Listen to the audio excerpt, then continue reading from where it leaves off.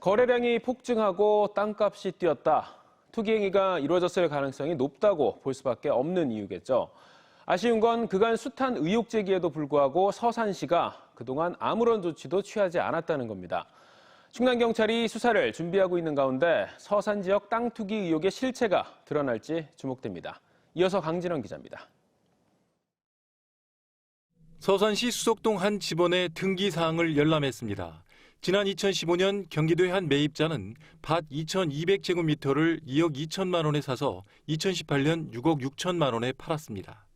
3년 만에 3배 비싸게 매매한 건데 이런 거래는 수석지구에서는 흔한 일이었고 공무원 등이 연루됐다는 설도 끊이지 않았습니다.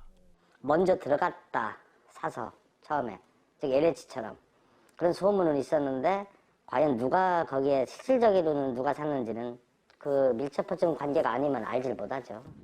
소송도 벌어졌습니다. 지난 2018년 지방선거 때 이완섭 전 시장의 형이 돈 받고 개발 정보를 넘겼다는 폭로가 나왔지만 무혐의 처리됐고 폭로한 2명은 벌금형을 받았습니다. 이런 가운데 최근 LH와 공무원 투기 사건이 확대되자 맹정호 현 시장은 페이스북에 경찰 수사에 협조하겠다는 뜻을 밝혔습니다. 맹정호 시장의 이 같은 언급에도 불구하고 서산시가 수석지구 투기 의혹 조사에 소극적이었다는 지적이 나오고 있습니다. 먼저 자체 조사를 할 시간적 여유가 충분했었다는 얘기입니다. 다른 지자체의 경우 선제적으로 공무원이나 가족의 토지 소유 등을 확인했지만 서산시는 아무 조치가 없었고 경찰에도 정식 수사 의뢰가 아닌 협조하겠다는 모호한 태도를 취했습니다. 정의당은 현재 공무원 관련 제보가 이어지고 있고 토지 소유권의 변동을 확인 중이라며 곧 경찰에 자료를 넘기겠다고 밝혔습니다.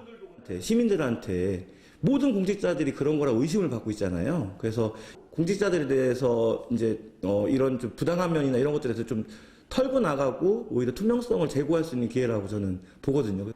어쨌든 공을 넘겨받은 건 충남 경찰. 경찰은 먼저 2015년 대회비였던 수석지구 개발 정보를 공무원이 빼돌렸는지 또 직접 혹은 차명 투자했는지 정책 결정 과정에 누군가 개입했는지 등을 가려야 할 상황입니다. 경찰은 서산의 사례를 확인 검토 중이며 범죄 혐의가 있다고 판단되는 즉시 수사에 착수하겠다고 밝혔습니다. 특히 수사로 이어질 경우 투기 사범의 적발이라는 본래 목적 외에도 전현직 2 시장의 이해관계가 복잡하게 얽혀 있는 만큼 사건 진행 방향에도 관심이 모아지고 있습니다.